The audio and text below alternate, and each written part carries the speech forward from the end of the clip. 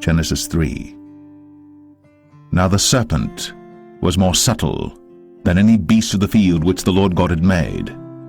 And he said unto the woman, Yea, hath God said, Ye shall not eat of every tree of the garden?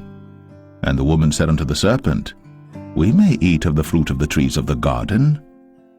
But of the fruit of the tree which is in the midst of the garden, God hath said, Ye shall not eat of it, neither shall ye touch it, lest ye die. And the serpent said unto the woman, Ye shall not surely die.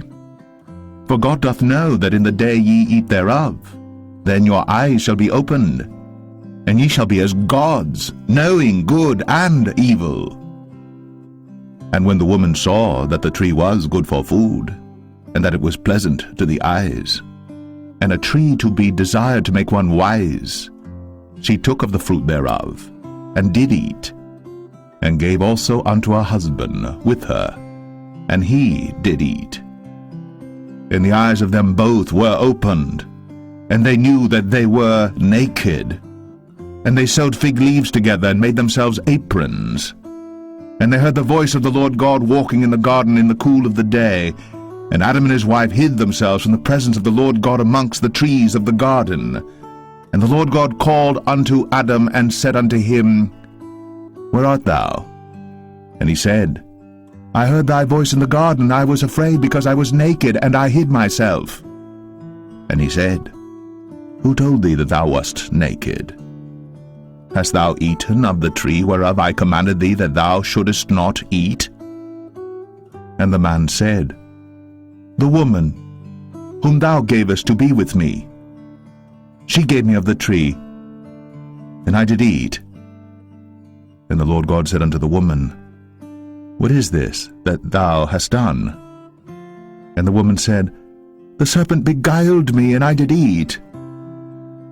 And the Lord God said unto the serpent, Because thou hast done this, thou art cursed above all cattle, and above every beast of the field. Upon thy belly shalt thou go, and dust shalt thou eat all the days of thy life. And I will put enmity between thee and the woman, and between thy seed and her seed. It shall bruise thy head, and thou shalt bruise his heel. Unto the woman he said, I will greatly multiply thy sorrow and thy conception. In sorrow thou shalt bring forth children, and thy desire shall be to thy husband, and he shall rule over thee. And unto Adam he said, Because thou hast hearkened unto the voice of thy wife, and hast eaten of the tree of which I commanded thee, saying, Thou shalt not eat of it, cursed is the ground for thy sake. In sorrow shalt thou eat of it all the days of thy life. Thorns also and thistles shall it bring forth to thee, and thou shalt eat the herb of the field. In the sweat of thy face shalt thou eat bread, till thou return unto the ground. For out of it wast thou taken, for dust thou art, and unto dust shalt thou return.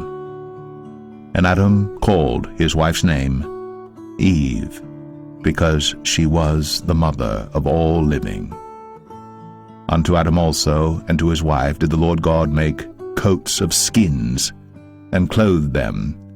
And the Lord God said, Behold, the man is become as one of us, to know good and evil.